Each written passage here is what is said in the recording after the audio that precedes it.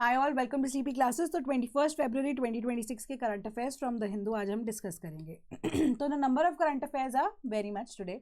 तो उसके जो मेजर पॉइंटर्स है जो आपके एग्जाम पॉइंट ऑफ व्यू से रेलिवेंट है उनको ही डिस्कस करेंगे, और जो कुछ एडिशनल पॉइंट्स होंगे मैं आपको बताती रहूंगी। राइट, तो पहली आपकी न्यूज़ क्या कहती है? Dynamic economies India Brazil can't remain distant. ठीक है, तो यहाँ पर एक इंटरव्यू लिया गया। ठीक है, तो इंटरव्यू के अकॉर्डिंगली यहाँ पर ये चीज़ बोली गई है कि ब्राजीलियन प्रेसिडेंट जो लूला डे हैं उनका यही चीज़ का मानना है कि इंडिया और ब्राज़ील जैसी कंट्रीज जो कि अब ग्रोइंग या डेवलपिंग कंट्रीज हैं and they can grow at a faster rate. ठीक है, तो बहुत सारी ऐसी चीज़ें हैं जो इंडिया और Brazil they can not remain distant from the world, या ग्लोबल पॉलिसीज जो कि बनाई जाती हैं, यानी कि जो ग्लोबल पॉलिसीज अगर बनाई भी जा रही हैं उसमें India and even Brazil population perspective से भी या ग्रोथ पर्सपेक्टिव से भी उनका साथ में रहना यहाँ पर ज़रूरी है। तो I just take up the question and उसके अकॉर्डिंगली उन्होंने आंसर क्या किया वो मैं आपको बता रही हूँ। पहला है कि during the visit your New Delhi what concrete measures agreements are expected to deepen and diversify trade between India and Brazil.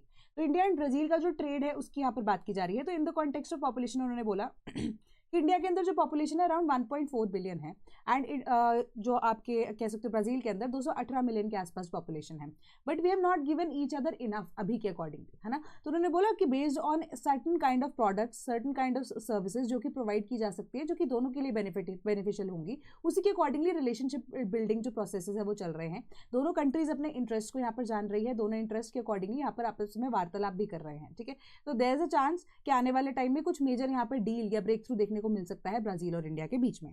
Then you are travelling with the largest Brazilian business delegation ever brought to India along with several ministers. What is the importance of India for Brazil's long term economic strategy. तो 600 से ज़्यादा ऐसे delegates थे जो Brazil से along with the president of Brazil India आए थे। तो वो सबसे ज़्यादा आप कह सकते हो one of the you can से नंबर के अंदर साइज में कि सबसे ज़्यादा बड़ी जो डेलीगेशन है वो आई थी। उसके पीछे का रीज़न यही था कि जो अब AI समिट है उनको यहाँ पर उन्होंने विजिट किया, तो उसके पीछे का रीज़न अगेन यही है कि when greater minds they get together they certainly make something out, है ना। तो अब जो डेलीगेशंस हैं उनको मिलने का एक मौका मिलेगा। अब जैसे हम देख रहे हैं कि AI समिट के अंदर इवन रिलायंस जो है उनका इनपुट काफ़ी मिला, अदानी ग्रुप का इनपुट मिला, है ना। इवन जो मिलिट्री है इंडिया की उन्होंने काफ़ी यहाँ पे मेजर हद तक AI का काम किया। तो क्या है ये कि एक ऐसे आप कह सकते हो सोशलाइजिंग टेक्निक है ना। तो वहाँ पर डेलीगेट्स ने बैठकर आपस में खुद तो सोच विचार किया होगा। डेलीगेशन के अंदर कुछ मेजर बिजनेसमैन कम्युनिटी है वो भी तो आई होगी, वो भी तो बिजनेसमैन कम्युनिटी के साथ इंडिया में यहाँ पर मिली है। तो एक पोटेंशियल जो है वो यहाँ पर डिस्कवर कर रहे हैं। उन्होंने बोला कि जो मेजॉरिटी हमारी जो आप कह सकते हो बड़ी कंपनीज है ब्राज़ील की, they are ready for tie ups with India. ठीक है, तो अगेन उन्होंने बोला कि अब डिपेंड करेगा कि हमारा जो अब एग्रीमेंट है इंडिया के साथ आने वाले टाइम में क्या होता है, एंड अकॉर्डिंगली जो AI समिट है वो काफ़ी ज़्यादा फ्रूटफुल रहा है when it comes to Brazil. Then you participated in the AI impact summit in Delhi. How can Brazil and India lead broader cooperation among global south countries in the field of AI, ensuring equitable access to technology, joint development and rules that serve their interest। तो यहाँ पर again एक चीज common यहाँ पर बोली, उन्होंने बोला कि पहले तो वार्न किया AI को लेकर। उन्होंने बोला कि AI जो है बेनिफिट कर सकता है but he still sceptic about it. क्यों? क्योंकि जो AI की मेजॉरिटी ऑफ द कंपनीज हैं वो अब किसके अकॉर्डिंगली हैं, वो या तो USA की कंपनीज हैं वो चाइना की कंपनीज हैं, जो चीज़ हमने वैसे कल भी देखी थी, है ना। तो उन्होंने बोला कि हम एक तरह से डिजिटल तरीके से अपनी सॉवरेनिटी को यहाँ पर खो रहे हैं। Digital colonialism is the exact word which he used. तो उन्होंने बोला इससे हमें बचना है, तो इससे बचने के लिए हमें क्या है, खुद की AIs को, रीजनल AIs को डेवलप करने की जरूरत है, and greater minds are required to do that. And AI summit जो है इसके अकॉर्डिंगली एक एम्पावरमेंट की तरह एक्ट किया है कि जो कि बता सकता है कि not only those two countries या दोज टू बिगीज देखिए they can create a monopoly in the market, है ना। तो बाकी सारी कंट्रीज हैं उनको भी यहाँ पर इनपुट देना पड़ेगा, एंड बेटर तरीके से AI का usage to the advantage of the government and for the greater public कैसे किया जा सकता है, that needs to be done. AI impact summit idea and broader vision जो है इंडिया के साथ उन्होंने हामी भरी है कि बिल्कुल सही है, बट उसका यूजेज उसी तरीके से हो, गुड गवर्नेंस या गुड फेथ या सिटीजन सेंट्रिक अप्रोच के साथ हो, तभी उसका फायदा होगा। Then Brazil has emphasised the importance of India's upcoming BRICS presidency in 2026। What are your expectations regarding India's leadership in the bloc. तो उन्होंने बोला कि अभी ब्रिक्स की प्रेसिडेंसी 2026 में इंडिया के पास आएगी, एंड ब्रिक्स के अंदर एक लीडिंग रोल इंडिया प्ले कर रहा है अलॉन्ग विद ब्राजील। ठीक है, क्योंकि अभी ग्रोइंग इकोनॉमी है एंड इंडिया का से जो है दैट मैटर्स अलॉट। ठीक है, क्योंकि फाउंडिंग मेंबर्स के अंदर भी अगर आप हो ब्रिक्स के, तो वहां पर इंडिया जैसी डेवलपिंग इकोनॉमी, जैसे चाइना को टैकल करने के लिए भी बहुत सारी ऐसी चीज़ों की रिक्वायरमेंट है। Even Russia also exist, but Russia and China जो है ऑलरेडी उलझे हुए हैं डिफरेंट सिचुएशंस के अंदर। तो डिपेंडेंट यहाँ पर किसकी डिपेंडेंस जो है वो इंडिया एंड ब्राजील के ऊपर ज़्यादा आ जाती है। तो इंडिया के साथ मिलकर यहाँ पर ब्राजील वुड वांट कि जितना भी अब जो कॉन्ट्रीब्यूशन है in the global south development that can be done, and नई ऐसी पॉलिसीज बनाई जा सके जो ग्लोबल गवर्नेंस की बात करती है, एंड जो सिचुएशंस है वो रिफ्लेक्ट करे कि एक मल्टीपोलर रियलिटी एग्जिस्ट करती है। ठीक ठीक है, कि एक सिंगल कंट्री के ऊपर डिपेंडेंस आपकी नहीं होनी चाहिए, different sources different alternatives must exist at all times, तभी जाकर आप सस्टेन कर पाओगे। And specifically in the context of African countries उन्होंने बोला कि ये चीज़ हमें देखने को मिल ही रही है कि अफ्रीकन कंट्रीज में भूखमरी बहुत ज़्यादा है, मेजॉरिटी ऑफ देम, है ना, तो their dependence on this multipolar world is important. But अब देखो जैसे धीरे धीरे करके जो बजट भी कट हो रहा है ह्यूमैनिटेरियन एड का, दैट वाज अ प्रॉब्लम, है ना, तो ये सारी जो चीज़ें हैं वो उसको सॉर्ट आउट करने की यहाँ पर जरूरत है कि ग्लोबल साउथ की डेवलपमेंट 21st सेंचुरी के अकॉर्डिंग की जानी चाहिए। एंड जो इनोवेशन, जो टेक्नोलॉजी, जो पैसा है वो रिक्वायर्ड है, and India will be a bigger leader in the coming future, that is what Brazil feels. The long pending you can say Mercosur India trade agreement is expected to be discussed during your visit, do you see this trip as a decisive movement to advance this framework.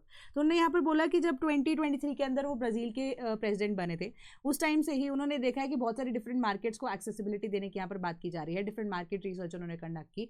And जो biggest आप कह सकते हो कि biggest company of Brazil, वो चाह रही है इंडिया के साथ यहाँ पर किसी तरीके से टाई अप करना, तो उन्होंने बोला कि पॉसिबिलिटी है आने वाले टाइम में उसकी, बट अभी it will be too early to जज कि इस बार ये चीज़ हो पाएगी या नहीं। बट हमारे स्पिरिट्स दोनों कंट्रीज की हाई हैं कि that will work some things through, and उसके बाद ही जाके इसके ऊपर कुछ डिसीजन लिया जा सके कि कुछ डिले अगर हो रहा है तो वी आर फाइन कि दोनों कंपनीज या दोनों कंट्रीज, ब्राजील और इंडिया की जब हम बात कर रहे हैं, कि they need to take up different ideologies, different steps जो कि रिक्वायर्ड है to protect the national interest also, है ना, तो उसी के बेसिस पे जो डिसीजन है वो लिया जाएगा। तो it will be too soon to say कि अभी के अभी यहाँ पर ये टाई अप हो सकता है, हो भी सकता है, हो नहीं भी सकता है, ठीक है, तो but they are still very positive about it.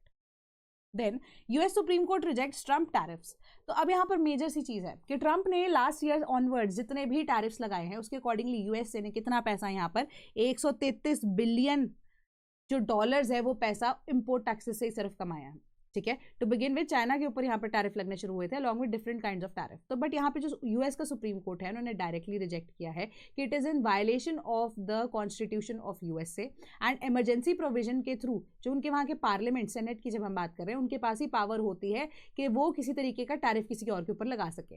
And emergency provisions को यूज़ करके ट्रंप जो है किसी भी तरह का टैरिफ किसी भी कंट्री के ऊपर इम्पोज नहीं कर सकते, एंड इसको बैक टू स्क्वायर वन यहाँ पर लेकर जाना पड़ेगा। बट ट्रंप यहाँ पर क्या कह रहे हैं कि टेम्पररी 10% ग्लोबल टैरिफ वो अभी भी लगाएंगे। उनको यहाँ पर बोला भी गया है, ये चीज़ स्पेसिफिकली बोली गई है कि मिसयूज़ किया है अपनी अथॉरिटी को, अपने पावर को, तो आप अभी इस चीज़ को हटा दीजिए एंड वापस बैक टू नॉर्मल इस चीज़ को कीजिए। बट अगेन जो ट्रंप का प्लान है that is make America great again, तो वो क्या चाहते हैं यहाँ पर डिफरेंट तरह की जो पॉलिसीज लगाई जा रही हैं, जो उनके द्वारा इंप्लीमेंट की जा रही हैं, जो बहुत ज़्यादा हॉस्टाइल इन नेचर है फॉर अदर कंट्रीज ऑल्सो, जो जोर ज़बरदस्ती हेजेमनी की बात करता है, ठीक है, एंड इवन हार्ड पावर की बात करता है ना, तो उसके अगेंस्ट यहाँ पर पार्लियामेंट की रूलिंग देखने को मिल रही है। एंड अब प्रॉब्लम क्या थी, देखो डिफरेंट तरह की जो ट्रीटीज है जिसका पार्ट यूएसए था पहले, है ना, उसके अकॉर्डिंग जो प्रोडक्शन लाइंस है ना, ये जो मैन्युफैक्चरिंग सेक्टर है जो कि यूएसए का एक कह सकते हो मेजर सेक्टर हुआ करता था, वो कहाँ पे साउथ एशियन नेशन के अंदर या इवन एशियन नेशंस के अंदर शिफ्ट हो रहा था। द रीजन बीइंग कि अगर आप सपोज करो एक कंपनी है ना, वो यूएसए के अंदर है, सपोज उसकी एक ब्रांच जो है वो एशियन नेशन के अंदर भी है,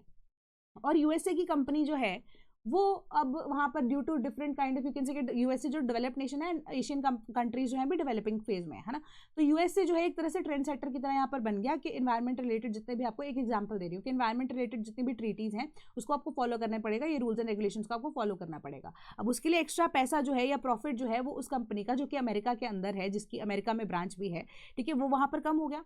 and less regulations prevail as in the case of Asian nations, ठीक है, जहाँ पर अभी सिर्फ डेवलपिंग फेज है एंड एकदम से इनोवेशन नहीं आ सकती, तो प्रॉफिट बुकिंग वहाँ ज़्यादा की जा सकती है। तो प्रोडक्शन सेंटर्स जो है वो एशियन नेशंस की तरफ ज़्यादा बढ़ना शुरू हो गए थे जस्ट टू डिले, ठीक है, and to book more profits, ठीक है, तो जो पहले काम चल रहा था उसी के अकॉर्डिंगली। तो अब क्या हो रहा था, इस वजह से यूएस के अंदर लॉस ऑफ जॉब बहुत ज़्यादा हो रहा था एंड वापस से प्रोडक्शन लाइन्स जो है, प्रोडक्शन सेंटर्स जो है वो यूएसए के अंदर इस्टेब्लिश किए जाने थे, ताकि जो यूएसए जो हाईली अंडर डेट भी है अभी देखा जा सके, है ना, डेट तो है ही है, प्लस उनकी इकोनॉमी यहाँ पर फेल हो रही थी, जिस वजह से ये सारे के सारे जो आप कह सकते हो स्टेप्स ट्रंप के द्वारा लिए गए।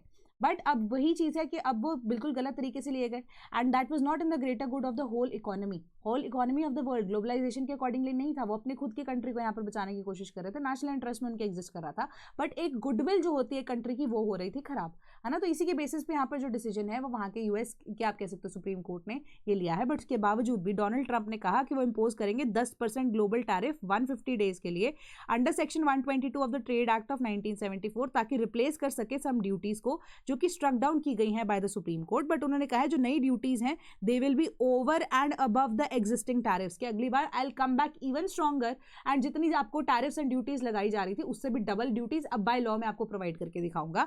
एंड उन्होंने बोला कि nothing changes on the trade deal in context with India. तो इंडिया को यहाँ पर घबराने की जरूरत नहीं है। तो 18% के आसपास ही टैक्स जो है जो फाइनली यहाँ पर किया गया है वो लिया जाएगा। बट मेजर चीज यहाँ पर ये चीज आ रही है कि एब्सोल्युटली अशेम्ड यहाँ पर जो सुप्रीम कोर्ट रूलिंग ने उन्होंने बोला कि एक series of short term wins यहाँ पर देखने को मिल रहे हैं कोर्ट के इमरजेंसी डॉकेट में। बट उन्होंने मिस्टर ट्रंप को यहाँ पर अलाउ भी किया है to push ahead with extraordinary flexes of executive power. And ये चीज जो है पहले यहाँ पर रेज कर दी जानी चाहिए थी, इतना टाइम जो है वेस्ट नहीं किया जाना चाहिए था। ठीक है, तो ये चीज यहाँ पर सुप्रीम कोर्ट ऑफ अमेरिका ने बोली है। Then Supreme Court steps in, judicial officers will now join Bengal SIR process। तो अभी इंडिया के सुप्रीम कोर्ट के कॉन्टेक्स्ट में आई है। कल हमने देखा था, कल या परसों पिछले वीक में भी हमने न्यूज़ डिस्कस की थी कि जो सुप्रीम कोर्ट है उन्होंने यहाँ पर क्या किया है, बोला है कि इलेक्शन कमीशन को कि या इलेक्शन कमीशन ने खुद से 7 से 9 ऐसे जो ऑफिसर्स थे जो SIR प्रोसेस के अंदर इन्वॉल्व थे उनको यहाँ पर सस्पेंड भी किया गया है। द रीजन बीइंग कि उन्होंने अपना काम जो है वो ढंग से नहीं किया, मिसकंडक्ट के बेसिस पे उनको यहाँ पर फायर किया गया था। तो ऐसे रिपीटेडली जो इशूज़ हैं वो सामने आ रहे हैं। तो जो सुप्रीम कोर्ट है उन्होंने यहाँ पर स्टेप इन किया है। उन्होंने कहा SIR प्रोसेस के अंदर जो BLOs हैं आपके उनके साथ मिलकर जुडिशियल ऑफिसर्स जो है वो भी काम करेंगे।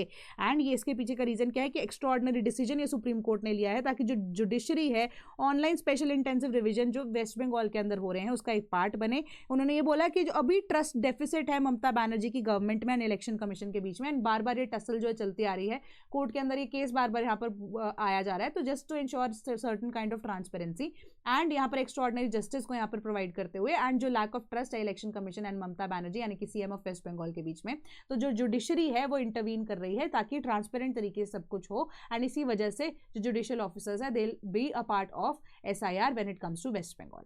Then India joins US led tech alliance to build supply chains for electronics and critical minerals. यहाँ पर पैक्स सिलिका की बात की जा रही है।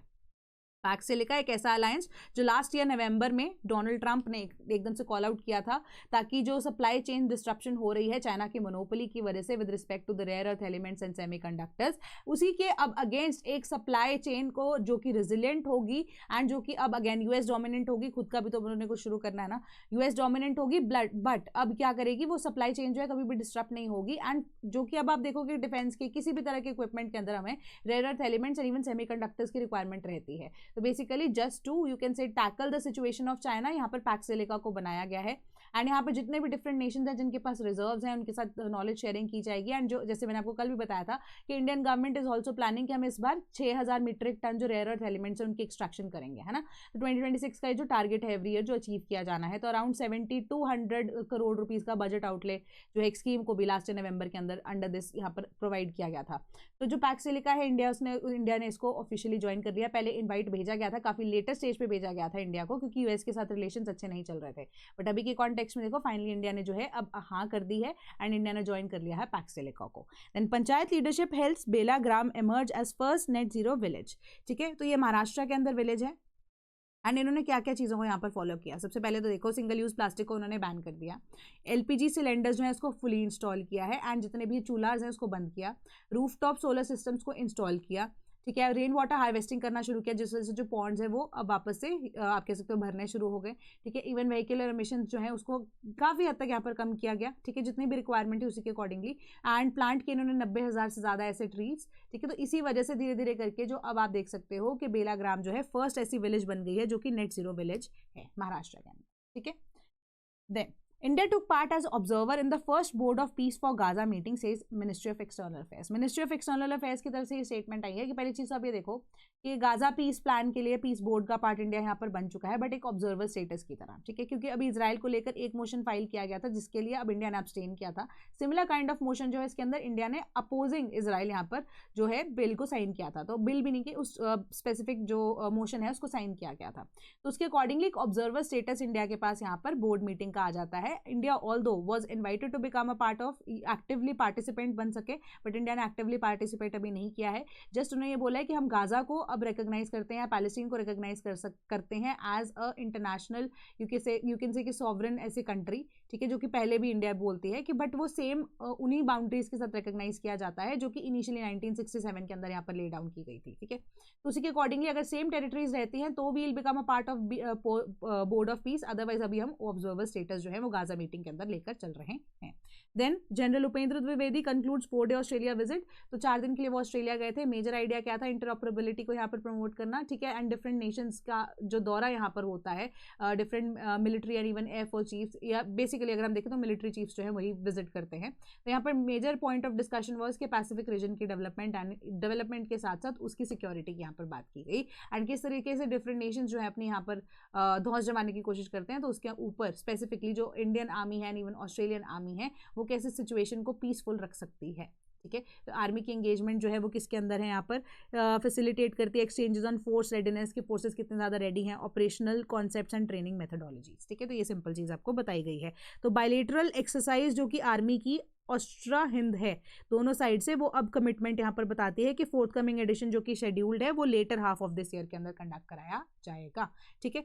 Then pleas file to use top court to embarrass states says supreme court. अब कल सुप्रीम कोर्ट ने यहाँ पर फंडिंग को लेकर स्टेट गवर्नमेंट के इलेक्शंस के टाइम पे बात की थी। अब एक और केस आ जाता है जो कि एनजीओ के द्वारा, एक्टिविस्ट के द्वारा यहाँ पर फाइल किया गया है केरला गवर्नमेंट के अगेंस्ट। तो सुप्रीम कोर्ट बोल रहे हैं कि बार बार ये एनजीओज एंड इवन एक्टिविस्ट जो है ये केसेस को फाइल करते हैं जस्ट टू मेक श्योर कि जो गवर्नमेंट है अहेड ऑफ इलेक्शन जो कि भी आने वाले हैं, ठीक है, कि इलेक्शन जो कि अभी ड्यू भी हैं, कि अब उस सिचुएशन में क्या करती है ये गवर्नमेंट्स के अगेंस्ट, यहाँ पर उनको एक तरह से वार्निंग लेटर की तरह यहाँ पर साइन करती है। बट वार्निंग लेटर की तरह अगर ये चीज़ है भी, बट वो जो पैसा है या इवन की जो गवर्नमेंट की प्लानिंग है, पूरी फंडिंग है जो पॉलिटिकल पार्टीज की, वो उस तरीके से काम नहीं कर पाते हैं, ठीक है, कि ये एक तरह से एम्बैरेसमेंट करने के लिए होती है ऑफ द रूलिंग पार्टीज जो कि भी स्टेट गवर्नमेंट के अंदर हैं, ठीक है। तो उन्होंने बोला कि एनजीओ ने सिंपल एक बिल बोर्ड को लेकर यार यहाँ पर सुप्रीम कोर्ट के अंदर केस फाइल कर दिया, which is very very embarrassing for the supreme court to hear, कि उनको सुनना ही पड़ता है इन सब चीज़ों को। तो उन्होंने बोला ये चीज़ें यहाँ पर नहीं होनी चाहिए, you should take serious action जो जिनकी रिक्वायरमेंट है, कि ये चीज़ तो की जा सकती है पॉलिटिकली, आप प्रमोट तो कर ही सकते हो, बिल बोर्ड्स को तो इंस्टॉल कर ही सकते हो, अंटिल अनलेस वो पैसा जो है इनडायरेक्ट तरीके से यहाँ पर नहीं आ रहा, या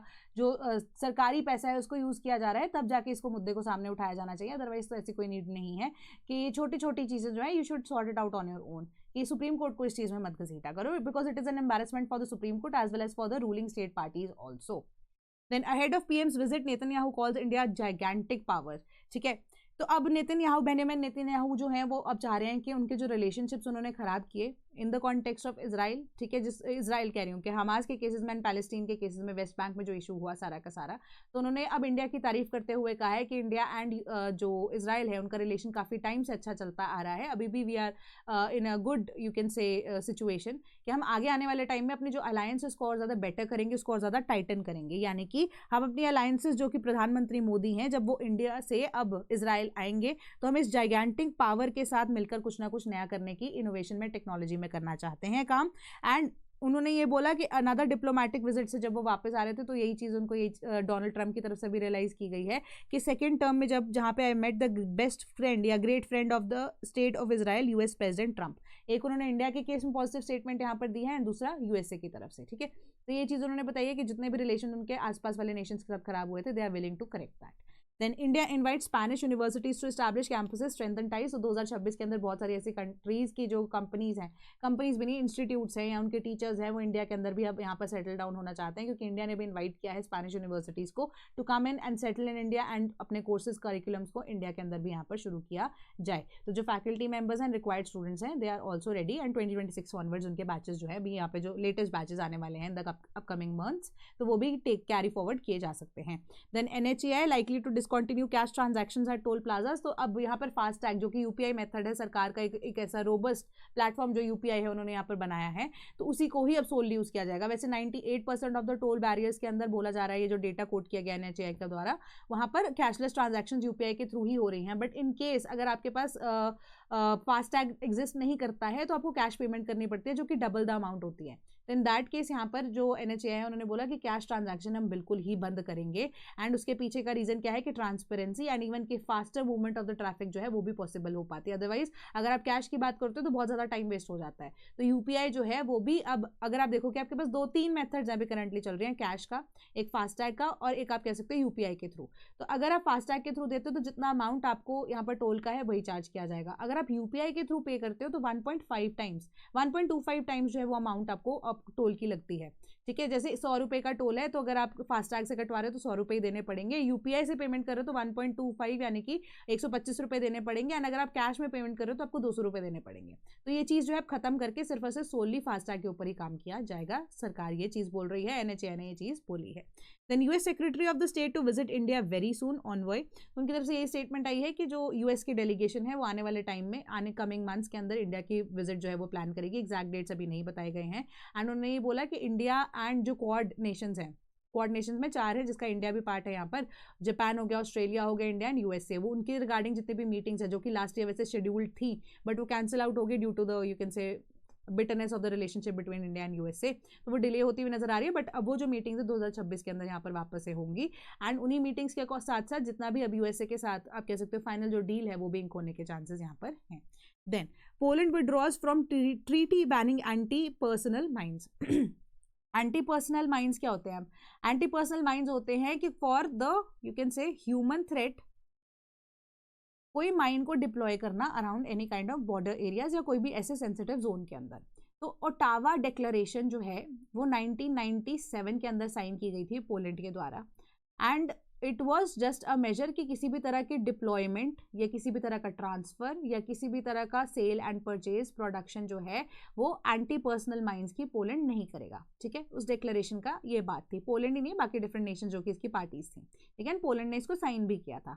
तो अब उसको यहाँ पर जो पोलैंड है बोल रहा है कि अब हमने तब रेटिफाई किया था इसको, बट अब वी आर टेकिंग बैन, मतलब we are withdrawing from this treaty particularly, जिसको ओटावा ट्रीटी यहाँ पर बोला जाता है, एंड अब हम इसको वापस से एंटी पर्सनल माइंस को डिप्लॉय, प्रोड्यूस करना, इवन ट्रांसफर करना भी शुरू करेंगे along their eastern border. Eastern border कैसे? क्योंकि अब यूक्रेन के साथ वो सटा हुआ बॉर्डर है, क्योंकि वो बोल रहे हैं कि अब रशिया से उनको थ्रेट यहाँ पर परसीव हो रहा है time and again, and they are very much hesitant to take action just because of this treaty. But अब हम चाहते हैं कि हम माइंस जो हैं उनको वापस से डिप्लॉय करना शुरू करें, क्योंकि अब आप देखो हर एक नेशन अपने आप में सॉवरन तो है ही है ना, तो नेशनल इंटरेस्ट एंड लोगों को बचा के रखना, अपनी सॉवरेनिटी को प्रोटेक्ट करके रखना हर एक कंट्री का राइट है। तो वो एक इंटरनेशनल जो ट्रीटी है उससे बैक ऑफ कर रहे हैं करंटली, ठीक है।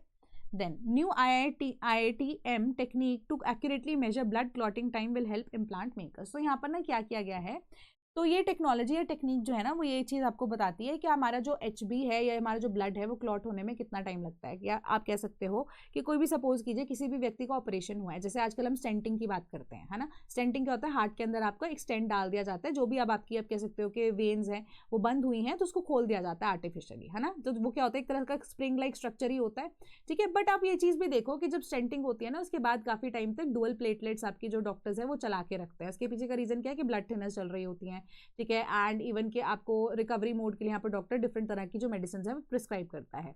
या इवन कि किसी का भी ब्लड ट्रांसप्लांट जब होता है तो कई बार बोलते हैं ना कि फॉरेन बॉडीज या फॉरेन ब्लड को भी कई बार बॉडी जल्दी एक्सेप्ट नहीं करती, तो बहुत सोच समझ के ब्लड ट्रांसफ्यूजन या ब्लड ट्रांसप्लांट किया जाता है। या जब हम लिवर ट्रांसप्लांट या किसी भी तरह के ऑर्गन ट्रांसप्लांट की बात करते हैं तो इन दैट सिचुएशन बहुत ध्यान से डोनर का ढूंढा जाता है, एंड उसके बाद भी गारंटीड नहीं होता कि ट्रांसप्लांट सक्सेसफुल होगा। क्यों? क्योंकि बॉडी उसकी एक्सेप्ट करेगी या नहीं करेगी नहीं पता है।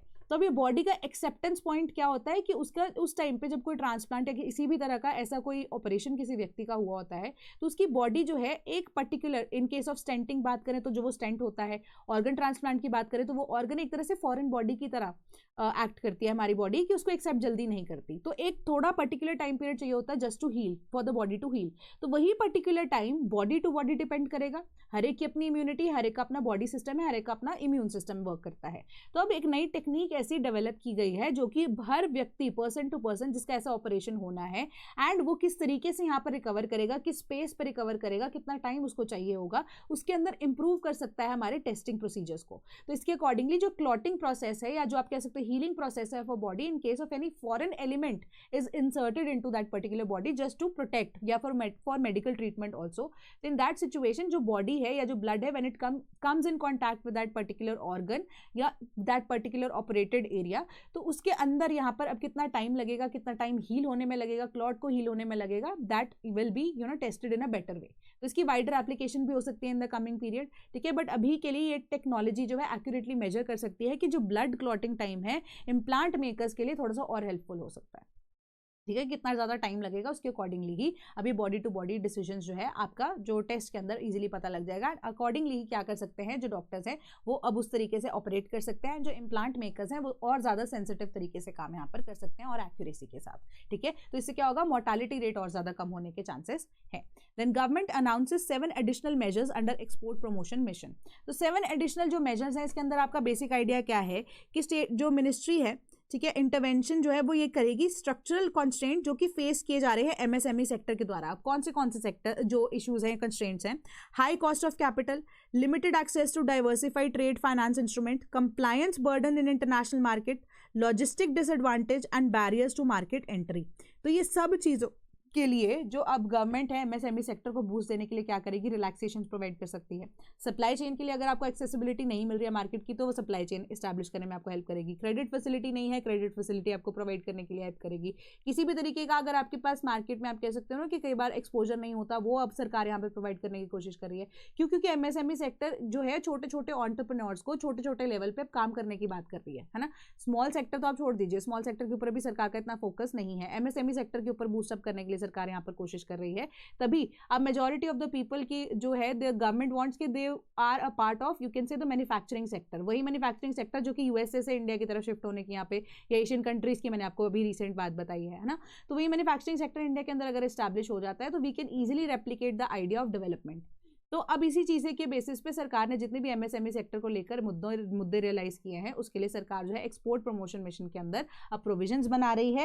एंड यहाँ पर credit assistance e commerce exporters को प्रोविजन जो है वो एक स्ट्रक्चरल फैसिलिटी प्रोवाइड करेगा जो कि interest subvention and partial credit guarantees भी देगा। तो जो मुद्दे हैं उनको रिकॉग्नाइज करने के बाद सरकार यहाँ पर कुछ ना कुछ चीज़ें जो है उन पर राहत दे रही है। ठीक है, the net FDI into India negative for 4th straight month.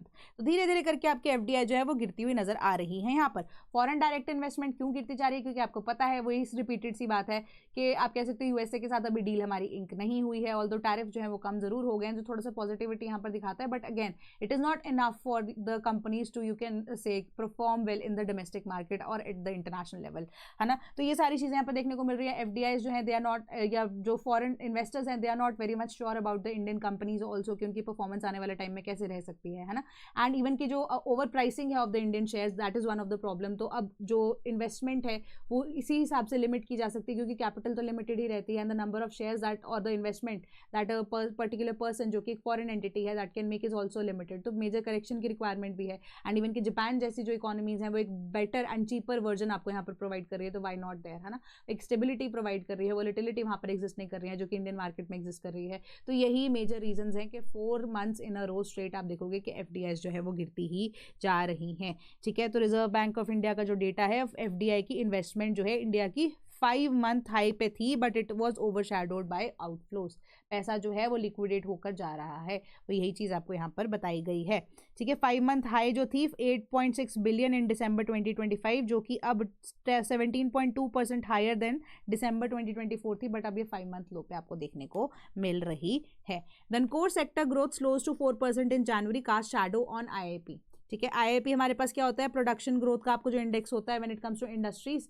ठीक है, तो इंडस्ट्रीज की production in the 8 core sectors जो कि हमारी गवर्नमेंट ने यहाँ पर ले डाउन किए गए हैं एंड उसके अकॉर्डिंगली हमारा जो इंडेक्स है जैसे कंज्यूमर CPI होता है, WPI होता है, इंडस्ट्री के सेक्टर में IIP होता है, मैंने आपको बताया था। ठीक है, तो इसी वजह से डिफरेंट सेक्टर्स किस तरीके से परफॉर्म कर रहे हैं तो पॉजिटिव एंड नेगेटिव ग्रोथ यहाँ पर देखने को मिलती है। बट इस बार अगर आप देखोगे तो नेगेटिव ही यहाँ पर इंपैक्ट देखने को मिल रहा है कि स्लो डाउन हो रहा है 4% के आसपास हमारा जो IIP। ठीक है, एंड जो कि 5.1% था 2025 के जनवरी के अंदर एंड 4.7% था दिसंबर 2025 के अंदर। एंड मेजरली जो crude oil and natural gas output है वो नेगेटिव ग्रोथ दिखा रहे हैं। प्रोडक्शन ऑफ रिफाइनरी प्रोडक्ट्स वो फ्लैट रहे हैं। Production of coal and cement production जो है आपको 3.1 एंड 10.7% के आसपास देखने को मिल रही हैं एंड वो भी गिरने को देखने को मिल रही हैं आपको। सीमेंट एंड इवन के कोल सेक्टर जो है वो भी अप डाउन जाता हुआ नजर आ रहा है। Fertiliser, steel and electricity output positive growth देखने को मिल रहा है। अप्रैल जनवरी फिस्कल ग्रोथ के हिसाब से 2.8% जो आपकी कंपैरिजन में देखें तो डाउन हमें देखने को मिल रही है परफॉर्मेंस ऑफ द इंडस्ट्रीज जो कि 4.5% लास्ट ईयर थी। ईयर ऑन ईयर बेसिस में आपको बताया जा रहा है। तो इसके accordingly core and non core industries जो हैं वो अब यहाँ पर आप देखोगे कि कोर इंडस्ट्रीज जो है ना उनको आउट परफॉर्म कर रही है हमारी नॉन कोर इंडस्ट्रीज, यानी कि जो जितने भी इंडस्ट्रीज के मैंने आपको नाम बताए ये सारे मोस्टली नेगेटिव के अंदर है, 2 या 3 इंडस्ट्रीज को, ये सेक्टर्स को छोड़ के जो नॉन कोर सेक्टर्स हैं जो इस इंडेक्स का यहाँ पर पार्ट नहीं है, ठीक है, वो आउट परफॉर्म कर रही हैं कोर सेक्टर्स को, ये चीज देखने को मिल रही है। Then Venezuela's National Assembly passes long awaited amnesty law. अब यहाँ पर इसके अकॉर्डिंगली जितने भी आप कह सकते हो हंड्रेड्स ऑफ पॉलिटिकल प्रिजनर्स हैं जो कि जेल किए गए थे for various other numerous reasons, अगर इसको गवर्नमेंट यहाँ पर इंटरिम गवर्नमेंट ही सही अगर साइन कर देते हैं तो उनको रिलीज किया जाएगा। एमनेस्टी की जब बात आ जाती है तो यहाँ पर इंटरनेशनल पीस लॉ की बात की जाती है, मतलब कोई ऐसा लॉ एग्जिस्ट नहीं करता है बट पीस के बारे में बात की जाती है, तो इन दैट केस थोड़ी सी आपको राहत देखने को मिल सकती है। European Union US trade deals to boost economy growth and resilience, ठीक है। तो अब यहाँ पर यूरोपियन यूनियन की तरफ से स्टेटमेंट आई है कि इंडिया जो है एक इंपॉर्टेंट यहाँ पर प्लेयर की तरह काम करेगा इन द नियर फ्यूचर। क्यों? क्योंकि इंडिया का जो ट्रेड है वो डील अब यूरोपियन यूनियन के साथ तो ऑलमोस्ट फाइल हो चुकी है। पार्लियामेंट जो है यूरोपियन यूनियन के जब उसको फाइनलाइज करेंगे तो वो तो चलो इन पिक्चर रहेगा ही, बट यूएसए के साथ भी अगर इंडिया की डील यहाँ पर सक्सेसफुली हो जाती है तो डोमेस्टिक इकोनॉमी के अंदर इंडिया की बहुत ज़्यादा बेनिफिट मिलेगा। India will attract investments and on the other hand India अपने लिए बहुत सारी अपॉर्चुनिटीज को मेजरली खोल के चल रहा है, जो कि अब स्ट्रेंथन करेगा European union and even US की मार्केट्स को भी इन द फ्यूचर। तो अब यहाँ पर इंडस्ट्रियल एक्टिविटी देखने को मिल सकती है मेजर, जो कि एक स्ट्रॉन्ग यहाँ पर सस्टेन्ड सर्विसेज सेक्टर जो है वो इंडिया की हेल्दी ग्रोथ के लिए प्रमोटर्स की तरह एक्ट करेंगे। Then SBI talking to Japanese banks for acquisition of financing sectors, ठीक है। तो अब यहाँ पर कहने का आइडिया क्या है, अब जो एसबीआई है जो कि इंडिया का लार्जेस्ट प्राइवेट सेक्टर बैंक है एंड एक शेड्यूल्ड बैंक भी है, आरबीआई के अंडर ही है तो शेड्यूल्ड बैंक है, तो वो अब क्या चाहते हैं इंटरनेशनल टाइप्स। इंटरनेशनल टाइप्स के लिए आपको क्या करना पड़ता है, डिफरेंट जो बैंक है वो एक दूसरे बैंक के साथ ही तो टाइप करेगा, तो जापानीज बैंक्स के साथ साथ अब जो एसबीआई है वो यहाँ पर एक्विजिशन की भी बात करेगा ऑफ सर्टेन अमाउंट की, ताकि अब इंटरनेशनल जाना चाहता है एसबीआई, है ना।